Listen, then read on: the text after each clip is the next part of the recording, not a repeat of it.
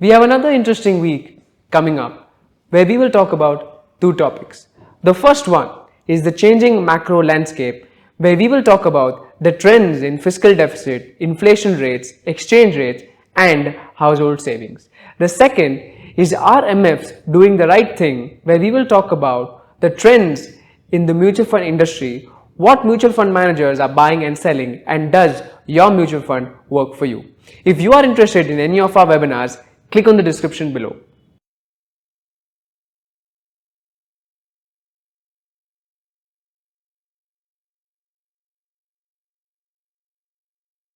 Boring stocks portfolio துவங்கி இதோட 1.5 வருஷம் ஆயிடுச்சு. இந்த 18 மாதத்தில் நாம் ஒரே ஒரு தடவை தான் இந்த போர்ட்ஃபோலியோவை மாற்றியிருக்கோம். இந்த போர்ட்ஃபோலியோவே ஒரு ஈக்குவல் வெயிட்டட் போர்ட்ஃபோலியோவாக ஆரம்பித்தது. அதாவது 10 பங்குகள், ஒவ்வொரு பங்குக்கும் 10% கேபிட்டலை முதல்ல கொடுப்போம், அதுக்கப்புறம் எந்த மாற்றமும் செய்ய மாட்டோம். ஒரு வருஷம் கழித்து என்ன பண்ணோம்னாக்கா, இதே போர்ட்ஃபோலியோவில் சில மாற்றங்களை கொண்டு வந்தோம். 3 பங்குகளை மாற்றின அன்றைக்கி என்ன பண்ணோன்னா, மறுபடியும் அதை ஈக்குவல் வெயிட் ஆக்கி அங்கேருந்து ஆரம்பித்தோம். அதாவது இந்த வருஷம் ஜனவரி 1ஆம் தேதியிலிருந்து. மாற்றங்களை குறைவாக செய்வது என்பதே ஒரு முக்கியமான முதலீட்டு யுத்தியாக நான் பார்க்கிறேன். ஏன்னாக்கா முக்கால்வாசி நேரம் நீங்கள் மாற்றம் செய்யும்போது நல்ல பங்கை விற்றுட்டு சுமாரான பங்கு வாங்குவீங்க. சில நேரங்களில் நல்ல பங்கை விற்றுட்டு மோசமான பங்கை கூட வாங்குவீங்க. நல்ல பங்கை விற்றுட்டு நல்ல பங்கை வாங்குறதுங்கிறது எவ்வளோ பெரிய சேலஞ்ச் அப்படிங்கிறத நம்ம உணர்றதே கிடையாது. அதனால தான் நம்ம விற்கிறதுக்கு தயங்க மாட்டேங்கிறோம். விற்றா ரீஇன்வெஸ்ட்மெண்ட் ரிஸ்க் அப்படின்னு ஒரு விஷயம் இருக்குது. அது சாதாரண விஷயம் இல்லைங்க, பயங்கரமான விஷயம். பெரிய இன்வெஸ்டர்லாம் கூட ஒரு சூப்பரான பங்கை விற்றுட்டு ஒரு சுமார் மூஞ்சி குமாரை தான் வாங்கியிருப்பாங்க. இதுதான் நான் பார்த்த வரைக்கும் எக்ஸ்பீரியன்ஸ். ஸோ இந்த ரீஇன்வெஸ்ட்மெண்ட் ரிஸ்க்கை பற்றி நினைக்கும் போது எனக்கு ஒரு அச்சம் இயல்பாக வரும். ஏன்னா நல்லா போயிட்டுருக்க ஒரு விஷயத்தை நம்ம விற்றுட்டு அடுத்தது என்ன செய்ய போகிறோம் அப்படின்ற கவலை இயல்பாகவே வரும். இருந்தாலும் நமக்கு ஒரு த்ரில்லு வேண்டியிருக்குல்ல, அதனால தான் நம்ம நிறைய நேரங்களில் ஒரு பங்கை விற்றுட்டு இன்னொரு பங்கு வாங்குகிறோம். பல நேரங்களில் நம்மளால் சும்மா இருக்க முடியறதில்ல. சும்மா இருக்க முடியல அப்படின்ற ஒரு ரீசனுக்காகவே நம்ம மாற்றங்களை போர்ட்ஃபோலியோவில் கொண்டு வரும். இதெல்லாம் செய்யக்கூடாது என்பது என்னுடைய கருத்து. அதனால தான் இந்த போர்ட்ஃபோலியோவில் இந்த ஃபிலாசபியை நம்ம ப்ராக்டிஸ் பண்ணுறோம். சமீப வாரத்தில் ஒரு இன்ட்ரெஸ்டிங்கான தகவலை நான் பார்த்தேன். என்எஸ்சியில் இதே கான்செப்டை என்எஸ்சி இண்டைசிஸ் அப்படின்ற நிறுவனம்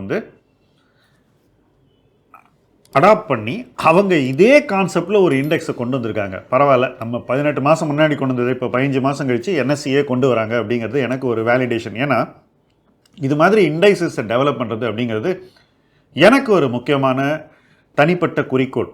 இப்படி டெவலப் பண்ணும்போது நாம் மார்க்கெட்டுக்கு சேஃபான ப்ராடக்டை க்ரியேட் பண்ணுறோம் அப்படிங்கிறது தான் இதில் எனக்கு படிப்பினை. இந்த எக்ஸசைஸே நம்மளால் இன்வெஸ்ட் பண்ண முடியும் அப்படின்னு மற்றவங்களுக்கு காட்டுறதுக்கு இல்லை, அல்லது நாம் எப்படி இன்வெஸ்ட் பண்ண முடியும்னு காட்டுறதுக்கு இல்லை. எல்லாரும் எப்படி ஒரு சேஃபான இன்வெஸ்ட்மெண்ட்டை பண்ண முடியும் அப்படிங்கிறத விளக்கிறதுக்கு தான். ஏன்னா இன்வெஸ்ட்மெண்ட் சேஃபாக இருந்தால் தான் சக்ஸஸ்ஃபுல்லாக இருக்கும். என்னங்க எப்படி சொல்கிறீங்க அப்படின்னு கேட்குறீங்களா? ஆமாம், அதுதான் உண்மை. இன்வெஸ்ட்மெண்ட் ரொம்ப ரிஸ்கியாக இருந்தால் அது சக்ஸஸ்ஃபுல்லாக இருக்கிறதுக்கு வாய்ப்புகள் ரொம்ப குறைவு. இன்வெஸ்ட்மெண்ட் சேஃபாக இருந்தால் தான் அது உங்களுக்கு சக்ஸஸ்ஃபுல்லாக இருக்கும்.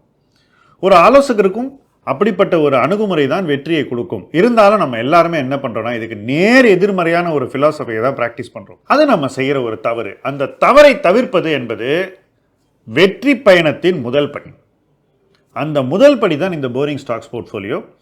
இந்த மாதம் என்ன ஆச்சு அப்படிங்கிறத இப்போ பார்ப்போம்.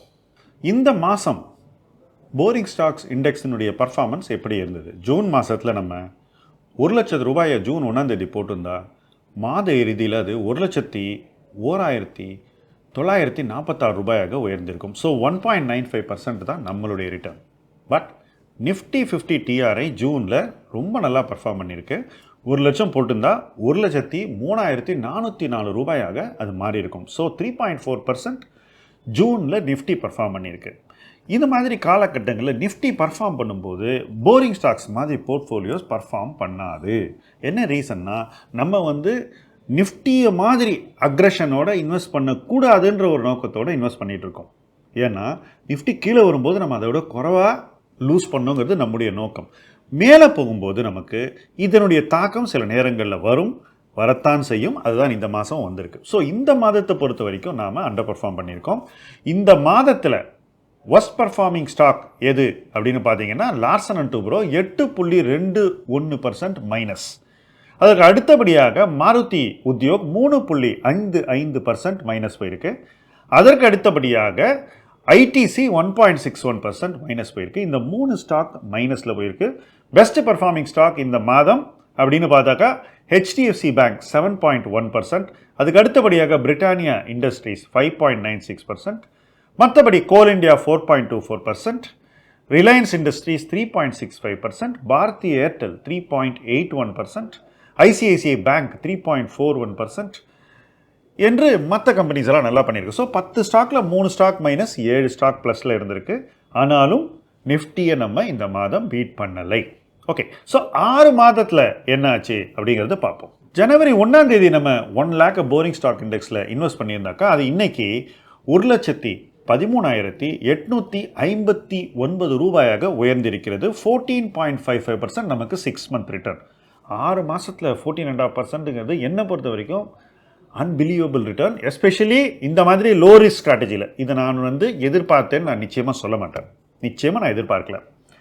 நிஃப்டியில் இதே 6 மாதத்தில் 1 லட்ச ரூபா போட்டிருந்தாக்கா 1,11,236 ரூபாயாக அது உயர்ந்திருக்கும். ஸோ 11.24% நிஃப்டியில் ரிட்டர்ன் கிடச்சிருக்கும். போரிங் ஸ்டாக்ஸில் 14.55% கிடச்சிருக்கும். ஸோ 1 monthல அண்டர் பர்ஃபார்ம் பண்ண ஒரு போர்ட்ஃபோலியோ 6 monthsல நார்மலைஸ் ஆகிடுது. ஸோ லாங்கர் டியூரேஷன் கொடுத்தா எப்போவுமே அது பர்ஃபார்மன்ஸை இம்ப்ரூவ் பண்ணுறதுக்கு வாய்ப்பு இருக்கு அப்படின்னு நம்ம புரிஞ்சுக்கணும். ஸோ டெய்லி போர்ட்ஃபோலியோ எடுத்து பார்த்துட்டு இன்றைக்கி என்னாச்சு, போன வாரம் என்னாச்சு, லாஸ்ட் 15 daysல என்னாச்சு, லாஸ்ட் 1 monthல என்னாச்சுன்னு ஆங்ஷியஸாக இருக்கிறதுனால எந்த பயனுமே கிடையாது. ஏன்னா ரிட்டர்ன்ஸ் எப்போ ஒரு இண்டெக்ஸை பீட் பண்ணி நல்ல ஒரு கேப்பை ஃபார்ம் பண்ணணும்னா அவகாசம் கொடுக்கும்போது தான் அதை செய்யும். சில நேரங்களில் ரொம்ப ரிஸ்க் எடுத்தால் தான் அது ஷார்ட்டர் பீரியட்ஸ் ஆஃப் டைமில் அந்த மாதிரியான ஒரு லீடை எடுக்க முடியும். ஒரு இண்டெக்ஸை பீட் பண்ணிட்டு லீடு எடுக்கணும்னா நம்ம நிச்சயமாக டைம் கொடுக்கணும். இதை ப்ரூவ் பண்ணுறது இந்த போரிங் ஸ்டாக்ஸ் போர்ட்ஃபோலியோனுடைய சின்ஸ் இன்செப்ஷன், அதாவது துவக்க நாளிலிருந்து இன்று வரை ஆன இன்வெஸ்ட்மெண்ட் பர்ஃபார்மன்ஸ். நாம் 1 lakh போட்டோம் 10 ஸ்டாக்கில். அந்த 1 lakhனுடைய இன்றைய மதிப்பு 1,67,558 ரூபாய். இதே காலகட்டத்தில் நம்ம நிஃப்டியில் 1 lakh போட்டிருந்தா அதனுடைய மதிப்பு 1,36,995 ரூபாய். ஸோ நிஃப்டியில் 35% கிடச்சிருக்கும், போரிங் ஸ்டாக்ஸில் 67.6% கிடச்சிருக்கு.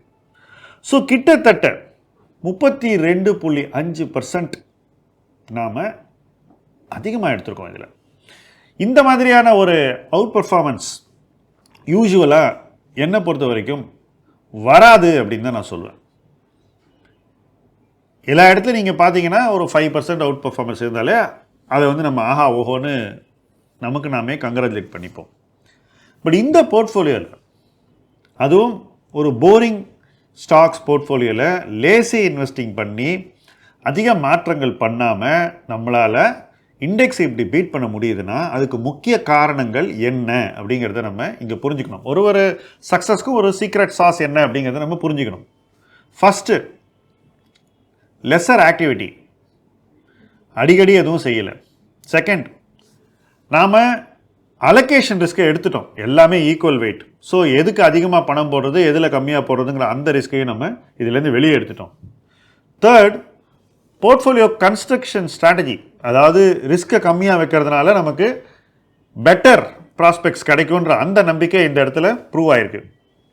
ஃபோர்த், லோ சர்ன், எப்போயா ஒரு தடவை தேவை இருந்தால் தான், வருஷத்தில் ஒரு தடவை தான் நம்ம போர்ட்ஃபோலியோவை மாற்றி அமைக்கிறோம். ஃபிஃப்த்து, டிவிடெண்ட் டீல் வர பங்குகளையும் நம்ம இதில் நிறைய சேர்த்துருக்கோம். ஸோ டிவிடெண்ட் நிறைய வரதுனால நமக்கு நிச்சயமாக இந்த போர்ட்ஃபோலியோவில் ஒரு ஸ்டெபிலிட்டி கிடைக்குது.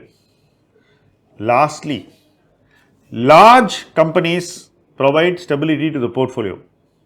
ரொம்ப முக்கியமானது இது நம்மளுடைய லேர்னிங்கில். இதே சின்ன கம்பெனியாக இருந்தால் ரொம்ப ஏறும் ரொம்ப இறங்கும். இதில் அந்த மாதிரியான ஒரு அனுபவம் இல்லை.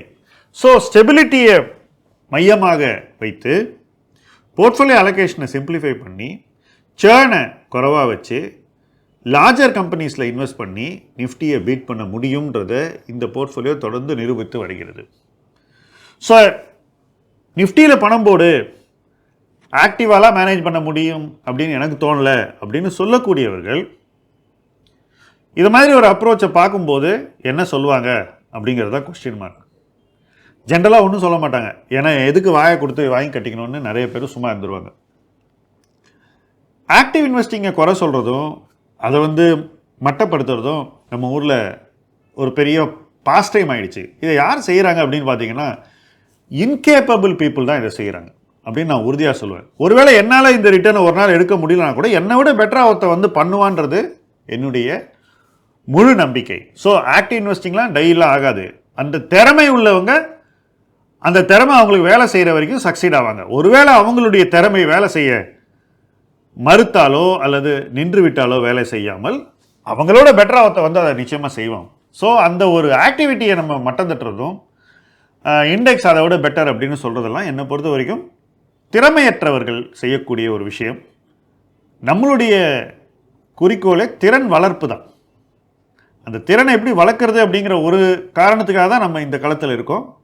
ஸோ திறன் வளர்ப்பு சார்ந்து நம்பிக்கை உள்ளவர்கள் நிச்சயமாக ஆக்டிவ் இன்வெஸ்டிங்கை நம்பணும் அப்படிங்கிறது என்னுடைய கருத்து. யாருக்கு தன்னுடைய திறமையை வளர்க்க முடியுன்ற ஒரு ஆர்வமும் நம்பிக்கையும் இருக்கோ அவங்க நிச்சயமாக மற்றவங்களும் அதே செய்வாங்கன்னு நினைக்கணும். அப்போ தான் நம்ம வளருவோம். எவனாலையும் செய்ய முடியாதுன்னு சொன்னோன்னா நம்மளும் அந்த லிஸ்ட்டில் சேர்ந்துருவோம். சேரக்கூடாது என்பது என்னுடைய விருப்பம். அந்த விருப்பம் நிறைவேற நாம் எல்லாரும் இணைந்து இந்த பயணத்தில் பயணிப்போம், வெற்றி அடைவோம். முதலீட்டு களம் உங்கள் களம். நன்றி.